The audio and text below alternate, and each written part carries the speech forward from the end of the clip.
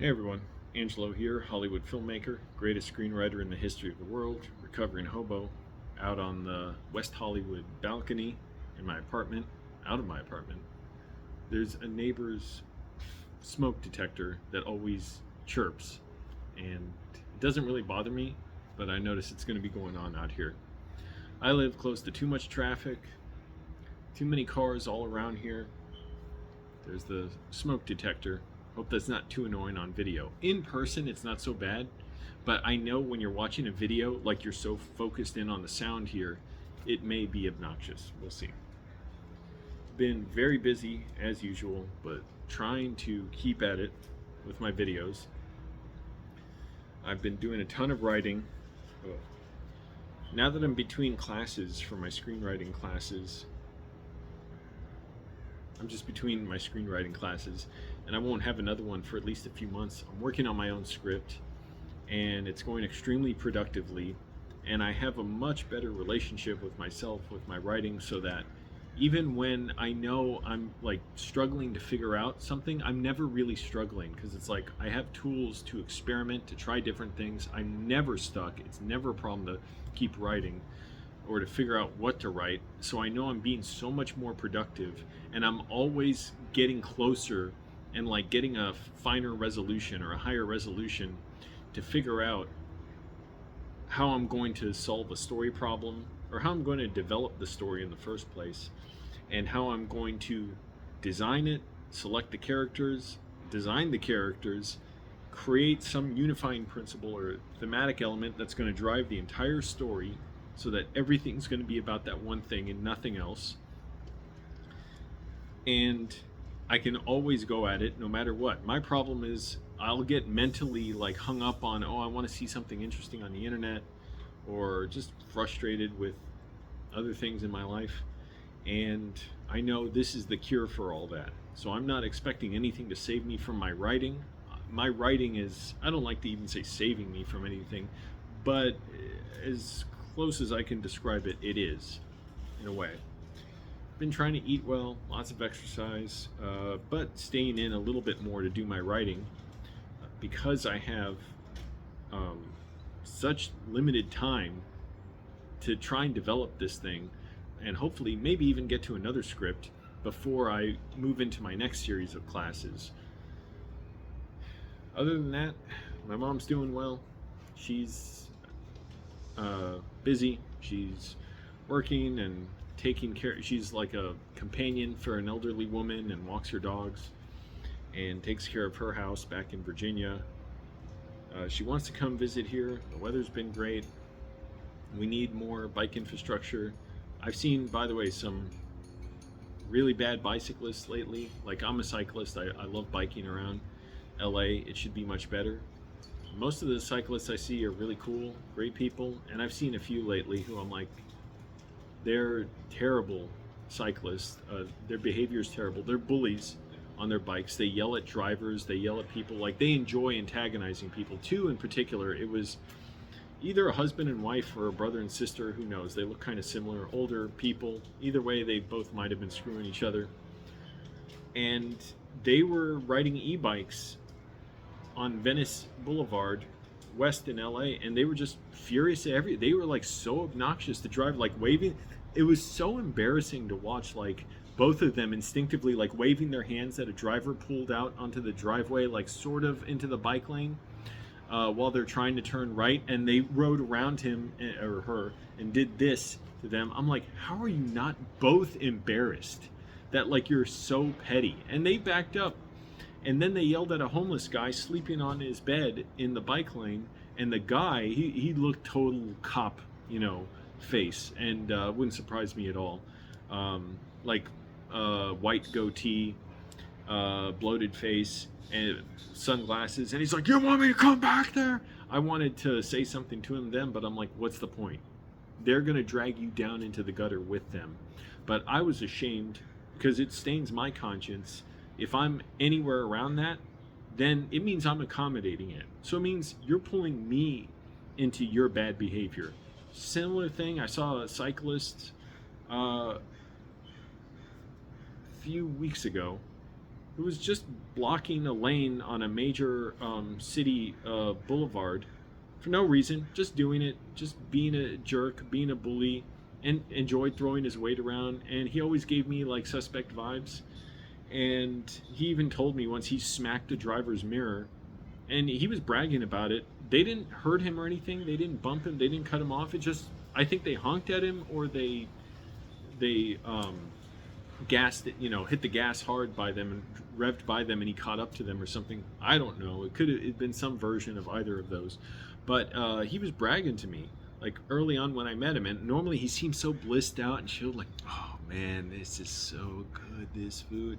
And I'm like, this guy's a scumbag. It was like getting in my mind like, oh yeah, I remember him telling me that story before, and I should have known right then, never ride with him. But see, I was trying to placate myself and accommodate him, and then I see him riding on the street, just blocking vehicles for no reason. And the thing about the way he was riding, he could have just gone over to the side. And yeah, it's always kind of sketchy and dangerous, like being by the parked cars. You don't want to get doored. But we could have easily avoided that. I was riding with a group of people, and he was just being an ass. He was enjoying it. People were honking at him, and he was blocking them. And he's like, "Why are you mad, bro? Why are you mad?" I'm like, "You dumbass! Like, you're courting, are you're getting in other people's neighborhood, because this is not where we were all from, and just insulting them." I'm like, "You have no self-respect. You're a bully, and you're trying to dish out karma." But it's not just that. You want to have someone to push down on and to put down.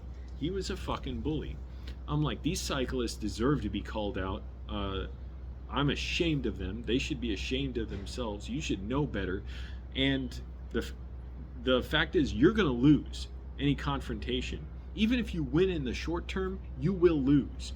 Because say it comes to a point where the driver gets out, you started something, maybe they escalated it, maybe they started something and you escalated it. Either way, now you're in it too. Now you're in the bad behavior. And it doesn't matter if it's all on video.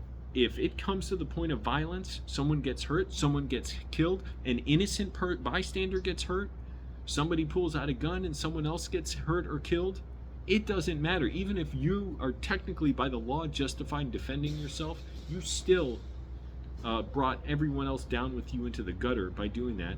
And you're going to be a flashpoint for people to hate bicyclists. And you may very well end up getting doxxed, getting your house broken into. I've seen that with a motorcyclist who killed someone who, it was a very justifiable situation. It's never good to kill someone. But as far as the self-defense, like, yeah, the guy was a maniac trying to kill this woman, and she exercised self-defense. She got doxxed, house broken into, people hating on her. She had to hire a lawyer, and it was incredibly traumatizing. And for what? Like, in that case, it seemed like it was on Squid Tips, I think is the name of the channel, or Squid Writing or something. He runs a good motorcycle channel, and he proudly fought the police when they pointed a gun at him for speeding on his motorcycle. And also, he's very progressive, and what was the other thing? Oh, and he's very pro-cyclist, and I'm like, hell yeah, let the motorcycle riders ride in the bike lanes as long as they're not, messing with anybody. And the point is, with this older couple and with this other jerk, I'm like, you have nothing to back up what you're saying, so you can't even respect yourselves. You're just trying to inflict pain and discomfort on people and hoping that they have less integrity than you, or hoping they have more integrity in that they'll back off, or hoping that they won't believe in what they're doing and they'll stand up for themselves. And someone will get hurt or killed. It'll be totally pointless. No one benefits. And it's going to be a flashpoint for hatred to cyclists. Right or wrong, doesn't matter. And by the way, I don't even care if it wouldn't be, if it never was, if everybody supported it when a cyclist was aggressive with a driver, I would still be totally against it, because it's still so wrong. It's just asinine, and you're bringing this on yourself because you're counting on everyone being nicer than you, and you want to inflict, like, come collect for people's karmic debt. But you want to engineer situations where you're angry and vindictive, and you're so weak, you're so little, like that older couple or the brother and sister, whoever they were, those old crackers on Venice Boulevard, where it was nothing. There was nothing to trouble them. They're doing fine. So what they're confessing is they have no problems. and anything which puts the slightest amount of discomfort on them is therefore a massive problem. I'm like, that is such weakness. That is such cowardice. Um, these people are like, they're cowards. They don't realize like they're putting everyone else's conscience into a bind. And also, I mean, are these people not? I, I don't know. I can only speculate what they're like when nobody's looking, if that's how furious they get in public. But having been around a lot of people myself who I've gotten to see what they're like, say, when they're in public and when they feel like they're, um, what's the word? Like empowered to act as if they would in private, where they get violent, where they engage in violence against loved ones. I've seen that where people's family and relational disputes, they go into whatever, like the bar I was working at, or stuff spills in and out of there. So I don't know. I can't speculate, or I mean, I am speculating. I can't say for sure, but I'm like, I don't. First of all, it's a reason to be very concerned about being around them. Like, I don't trust you. You're scumbags. You're weak. You don't need to ride bikes. Like, biking should be something for people who want to be a part of a community, not be hostile to a community. And your homeless neighbors are part of your community.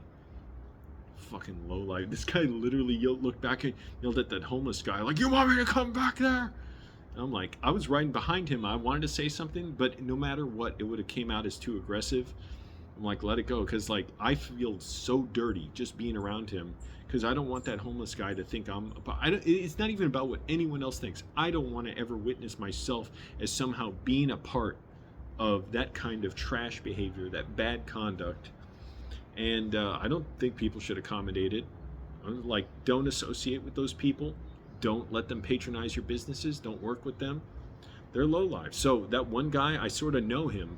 A different guy, the one who was like, why are you going? Why are you mad, bro? Why are you mad? I'm like, I'll never ride with him again. Because if violence ever breaks out or if someone's killed, I don't want to be anywhere near it. I don't ever want to have been in, like, even participating alongside someone like that. Fortunately, most of the people I bike around or like at Cyclists just are in a great mood. But again, this guy, like, what? And I've known a guy like that before too. Weird. It's just a weird thing. Like, so seems so blissed out. Oh man, oh, I love this 1920s music I'm listening to, like hipster freak.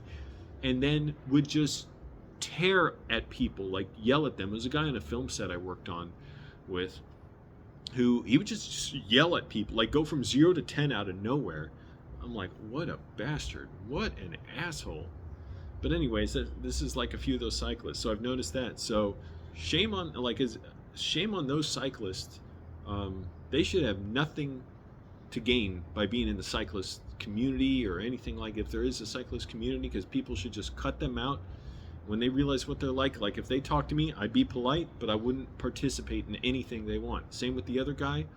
There's no point in even like calling him out, because why? You're just going to get dragged down into his gutter because he's not well balanced. He wants to hurt people. He wants to engineer situations where people are going to be upset at him and where he can act superior and put on that creepy smile and be like, why are you mad, bro? Why are you mad? Like, here I am biking along the right side of the road. He doesn't have to block everybody.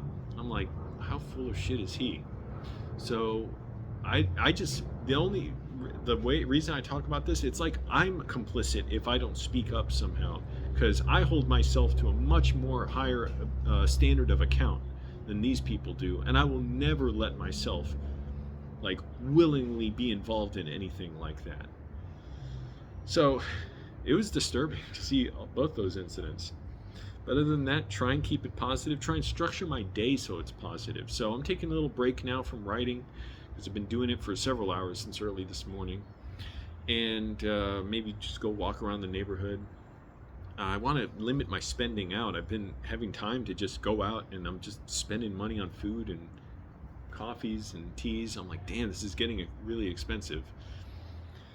There should be places, again, back to the urbanism thing with like more bike lanes, third places, where you don't have to spend money just to be out, like more parks, more common areas, wondering, should I get my hair cut? It's kind of, I don't like how it looks right now. It's a weird length. I don't know if it works for my face, but I don't know. I also never want to waste time going to a barber. Sometimes I think I should just cut it way short again, like I had it before. But I'm like, when I did that, I had to get it cut constantly, or it started looking sloppy. But I do like it really short too. I just am really glad I've saved like hundreds of dollars on barbers for the last year. Even like $50 a haircut at like a salon. Let's say it was once a month. So that's over $500 a year. And I've saved that by now, I think. Anyways, be good when you're biking. Don't associate with bullies and jerks, and cut them out. You don't have to confront them, because that's the thing. If I confronted that, like the guy I sort of knew, there's nothing I could say. If I said, hey, you're being a bully, it immediately is a whole attack on his entire worldview, which he would feel justifies getting hostile and angry. And then what? I want to prove I'm hostile and angry too? No, I don't want his respect. I don't want to be like him. So if he's proving he's hostile and angry, I'm not going to be like, wow, I'm really impressed by that. I want to be hostile and angry too. Let me argue with you. It's like, no, that's designed to be undefeatable when you're angry and you're a bully. So just make these people lonely. Cut them out of your life. And housing for all. What else? Free Palestine. End the Israeli occupation. Keep Jews safe. Let's get medical care for all.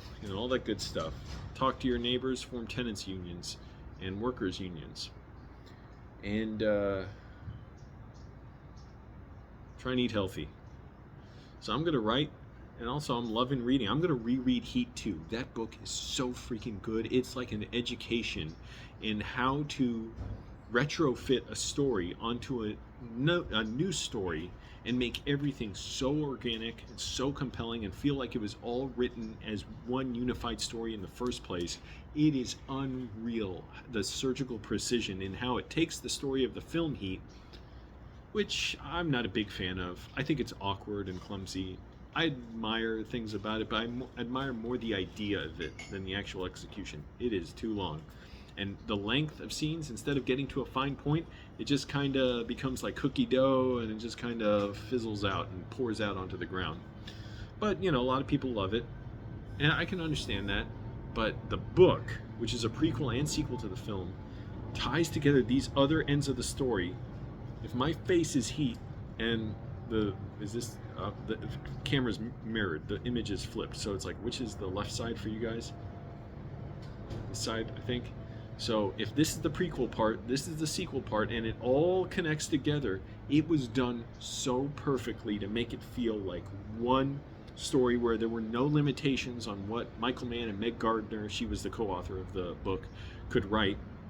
It didn't feel like they were shoehorning in stuff from the film. It was perfectly organic and powerful and so thrilling. These cat and mouse chases between all these characters, including a serial killer who is so fearsome and well realized and so cunning and ruthless, and he's so intelligent.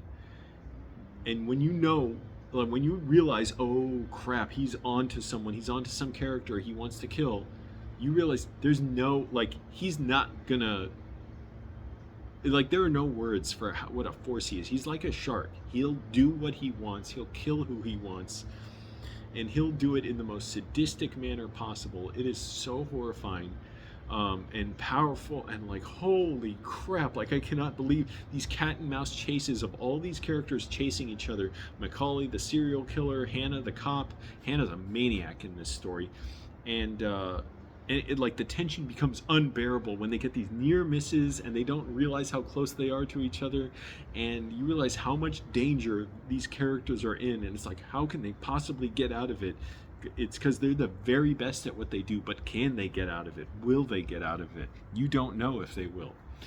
So anyways, I'm going to enjoy that, and it's all part of my education. A great thing about writing now is I never struggle with, oh, don't write something, it's not going to be good, which kind of paradoxically frees me up to write stuff that improves the story and is even better, because I'm not fixated on whether something's going to be the perfect answer to a story problem, so therefore I don't write it.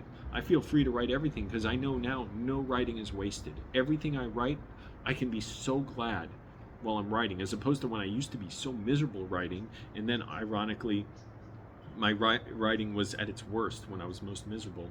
I can be so glad knowing everything I write is improving what I'm figuring out and improving my writing ability and my ability to craft a story, and it's helping me. I'm just in the notes part, the designing a story. I'm not writing any of the actual script. And I want to get this in finer detail and keep going at it and keep going at it. And part of this education is watching movies now is so educational for me, because now I'm thinking more in terms of like, what are the turning points in the sets of data that are changing around in the story, in the script, as opposed to just experiencing the emotion, which isn't as clarifying for me when I'm trying to understand how to write a screenplay. And reading books, I'm reading Sherlock Holmes, the volume 2, and it's interesting to read it now that I'm so familiar with how Sherlock Holmes stories work from volume 1. So I know what to look more for, as opposed to in the volume 1 where it was all a big surprise. And by the end of that, the language was getting very musical to me, and now I'm picking up that more on that, how musical the language is from Arthur Conan Doyle. So anyways, reading scripts too. I just read the script for Platoon, and now I'm reading the script for Born on the 4th of July. So those are a great education as well.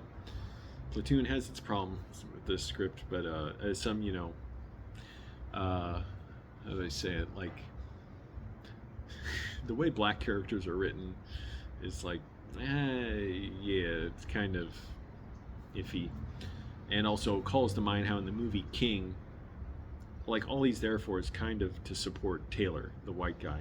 And he's like, well, sort of written for what he is and well realized in a way. But even when I saw the movie before, I'm like, all he does is support Taylor, the white guy.